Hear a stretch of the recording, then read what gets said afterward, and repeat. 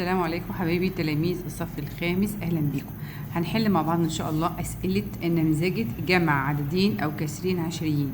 عايزين نعرف يعني ايه نمذجه وازاي هنستخدم النمذجه في جمع عددين عشريين او كسرين عشريين. هنحل مع بعض باذن الله تعالى رقم 1 اللي هو السؤال بتاع النمذجه صفحه 40 في كتاب الاضواء، ورقم 5 كمان علشان ده السؤالين اللي هم الخاصين بالنمذجه. طب تعالوا كده نشوف مع بعض كده، ناخد هنا من هنا نمرتين وهنا نمرتين عشان نفهم يعني ايه نمذجه. السؤال بيقول لي ايه؟ اكتب مسألة الجمع التي تعبر عن النماذج المعطاة كما بالمثال. هو هنا عاطيلي النماذج محلولة وعاوز مني انا اكتب مسألة الجمع واوجد الناتج عن طريق النماذج. طيب احنا كنا قلنا قبل كده وشرحنا في فيديو سابق اللي هو تقريبا اول فيديو كان عندي على المنهج ان العمود الواحد بيمثل 1/10. العمود الواحد بيمثل 1/10 والمربع الواحد بيمثل 1/100. طيب نحلها ازاي دي يا مس؟ تلاحظوا ان احنا عندنا لونين، كل لون عدد او كسر عشري، كل لون كسر ايه؟ عشري، كل لون كسر عشري. طيب تعالوا نشوف هنحلها ازاي. اللون الاصفر عندي كام عمود كامل على بعضه؟ 1 2 3. عندي 3 اعمده، يبقى بحط العلامه العشريه وجنب منها 3 لان دول كده معناها 3/10، 3 اعمده. وكام مربع اصفر؟ 1 2 3 4، يبقى 4/100 بحطها بعد ال3 يبقى الكسر بتاعي اللي باللون الاصفر 34%. اظن كده سهل جدا. طب تعالوا نعد الاعمده اللي باللون الاحمر برضو 1 2 3. كام عمود دول؟ 3 اعمده برضو يا ميس، مفيش مشكله، حط علامه العشريه ونحط 3 برضو. وعندي كام مربع احمر؟ يعني لو تلاحظوا ان المربعات الحمراء الوحيده دي ما كملتش عمود، فاحنا بنحسبها جزء من 100، فده 1 2 3 4 5 6 اجزاء من 100. طيب عايزين نحل مسألة الجمع دي من غير ما نجمع، عايزين نحلها باستخدام النماذج. هنعد كل الأعمدة اللي عندي ونشوف هما كام عمود. 1 2 3 4 5 6 7 أعمدة يا مس، يبقى 7/10 أو 70%. الإجابة صح، يبقى بعد ما أجمع تبقى 7/10 أو 70%، والإجابة دي صح والإجابة دي صح. طيب ناخد كمان نموذج، ناخد النموذج اللي تحته اللي هو ده. عندي كام؟ بصوا الاصفر، اللون الاصفر عمود؟ لا يا ميس ده مربعات بس مش عمود كامل، يبقى جزء من 100. يبقى انا بحط علامه عشريه وبعدين صفر لان عندي جزء من 10 فاضي. ونعد المربعات الصفراء 1 2 3 4، 4/100 بالظبط كده، حلو قوي. طيب عندي كام عمود باللون الاحمر؟ 1 2 3، 1 2 3، يبقى بحط علامه عشريه وجنب منها 3. وعندي كام مربع باللون الاحمر؟ 1 2 3 4 5 6، يبقى احط 6/100. طيب اجمعها باستخدام النماذج ازاي من غير ما اجمع بالطريقه العاديه بتاعتنا؟ هنعد الاعمده، 1 اهو، 1 كامل اهو، 2 3 4، يعني 4/10 يا مس، بحط علامة العشرية وبحط ال4 أو 40%، عشان أنا عندي هنا رقمين وعندي هنا رقمين، فهنخليها برضو رقمين في الناتج اللي هي تبقى 40%، يعني 4/10. طيب نشوف النموذج ده كمان، عشان النموذج ده عبارة عن 1، لا ده هو ايه؟ مش 1 كامل يا ميس، خدي بالك عندك مربع تحت اهو، تمام مظبوط. يبقى ناخد بالنا نعد الاعمده اللي باللون الاحمر، 1 2 3 4 5 6 7 8 9 اعمده كاملين، فانا بحط علامه عشريه وجنب منها 9. نلاحظ ان العمود الاخير ناقص 1، يعني برضو 9 مربعات، 1 2 3 4 5 6 7 8 9 مربعات، يعني 9/100. يبقى الكسر الاولاني اللي عندي اللي باللون الاحمر 99%. طيب وكام بقى الكسر التاني اللي باللون الاصفر؟ عندي عمود واحد بس، يبقى بحط علامه عشريه وبعدين 1. وعندي كام مربع باللون الاصفر؟ 1 اهو، اوعى تنساه، 1 2 3 4، يبقى 14/100. اجمعهم ازاي؟ باستخدام النماذج. اعد كل المربعات، كل الاعمده اللي عندك دول كده على بعض 10 كاملين، 10 اعمده، 1 2 3 4 5 6 7 8 9، 10 اعمده وعليهم 1 اصفر، يبقوا 11 عمود.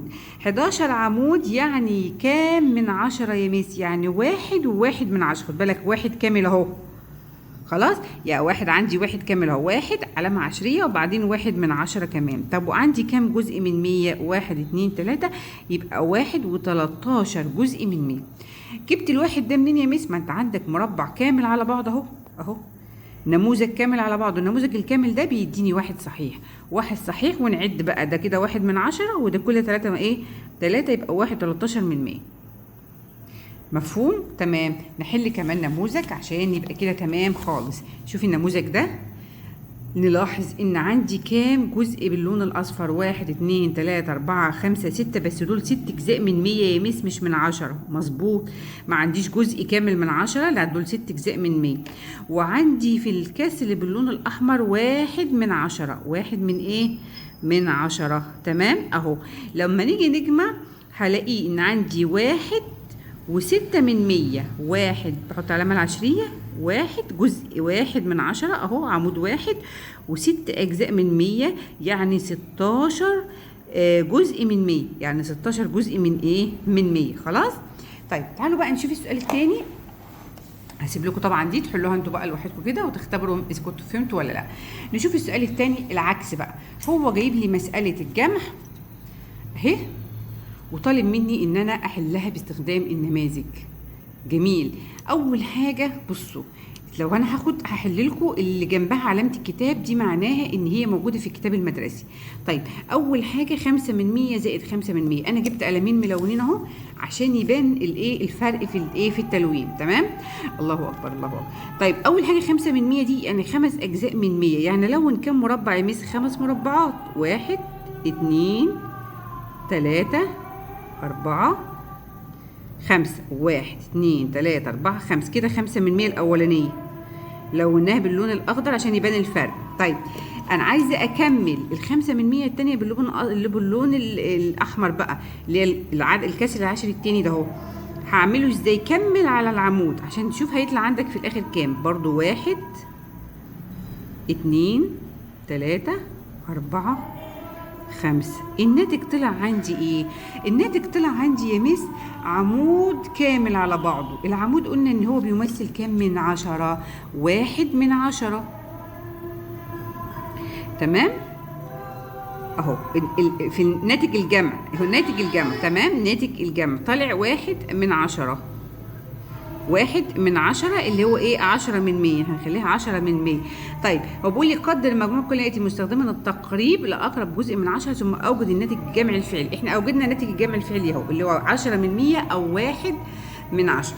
طيب عايزين بقى نقدر، يعني نعمل تقدير باستخدام التقريب لاقرب جزء من 10. الجزء من 10 عندك ايه؟ الواحد قبل منها صفر. الصفر ما بيزودش حاجة يا ميس، فبيخليها 1 زي ما هي، يبقى التقدير عندي هيبقى برضو 1/10. طيب ناخد اللي جنبها. الكسر الأولاني اللي باللون الأخضر 13/100، 1/10. الجزء الأولاني 1/10، يعني عمود كامل على بعضه يا ميس باللون الأخضر. حلو. أنا كده مثلت 1/10. طيب وبعدين 3/100 اللي هي 3 مربعات اهي، 1 2 3، 3 مربعات بالشكل ده. جميل. ده كده انا مثلت الكسر الاولاني. الكسر التاني هنمثله باللون الاحمر. 2/10، يعني همثل عمودين كاملين. 2/10 يعني عمودين كاملين باللون الاحمر اهو، وكمان 1 باللون الاحمر، عمودين 2 بس عشان يبقوا 2/10. طيب عندي كام جزء من 100؟ 3 أجزاء من 100، يبقى هلون كمان 3 مربعات. لونهم هنا بقى 1 2 3. حلو قوي. طيب عايزين نحسب يا مس ناتج الجمع ده باستخدام النماذج. هتعد عندك كام عمود؟ 1 2 3، يبقى عندك 3/10. حط علامة عشرية وبعدين 3. 3/10. وكم جزء من 100؟ 1 2 3 4 5 6، و6 أجزاء من 100، يبقى الناتج بتاعك طالع 36/100. طيب عايزين نقدر باستخدام التقريب لأقرب جزء من 10، لأن عايزين نقرب لأقرب جزء من 10. الستة دي هل بتزود 3/10 ده؟ هي بتزود 3، 6 بتزود؟ بتزود، اللي هي في خانة الجزء من 100. أيوة يا ميس، عشان هي أكبر من 5 هتزود التلاتة هتخليها 4 ونحط العلامة العشرية، يطلع الناتج بتاعي 4 من ايه؟ 4 من 10. تمام. تعالوا ناخد الايه، طبعا هو كاتب لي ناتج الجمع الفعلي تحت. طيب معلش احنا ما خدناش بالنا. تعالوا ناخد كمان ايه، كمان مسألة كده ونحلها. هنا المسألة الأولانية دي 92 من 100. طيب عندي 9 من 10 يعني 9 أعمدة. 9 أعمدة يعني أنا هلون المربع كله ما عدا العمود الأخير. أدا 1 2 3 4 5 6 7 8 المفروض 9 كده خلاص اهو. عد تاني 1 2 3 4 5 6 7 8 9 كده 9 ايه أعمدة اللي هما 9 من 10 دول. طب وعندي كام جزء من 100؟ عندي جزئين 2 من 100 يا مس. هعمل ايه؟ هلون مربعين 2 بس اهو. يبقى انا كده لونت الايه الكسر الاولاني. الكسر التاني هعمله في النموذج التاني ده اهو. عندي 8 من 10 يعني 8 أعمدة هلونهم باللون الأحمر. 1 اهو 2 3 4 اهو.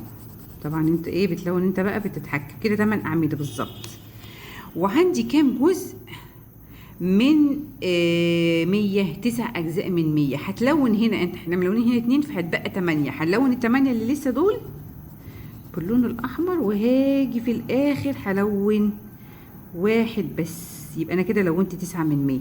طب انت عملت كده ليه يا ميس؟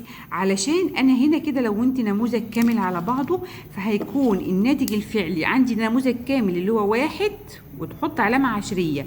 وعندك كام جزء هنا من 10؟ 1 2 3 4 5 6 7 8 أجزاء من 10 اللي هم 8 أعمدة، وجزء 1 من 100. يبقى الناتج يطلع 1 و81 من 100. التقدير اما اجي اقرب لاقرب جزء من 10 هلاقي ان الواحد ما بيديش لل8 حاجه، فيبقى التقدير بتاعي 1 صحيح و8 من 10. جميل قوي. خلاص انا هكتفي بقى بالقدر ده من الاسئله علشان انتوا حلوا بقى الباقي مع نفسكم كده، علشان ما اطولش عليكم الفيديو اكتر من كده. يا رب تكونوا فهمتوا الدرس بتاعنا مزاجة جمع عددين او كسرين عشريين، اللي هو الدرس السادس، الدرس السابع في المفهوم الثاني في الوحده الاولى. ما ننساش نحط لايك للفيديو ونفعل زر الجرس، وانتظروني ان شاء الله في باقي الفيديوهات. ربنا يوفقكم. شكرا والسلام عليكم ورحمه الله وبركاته.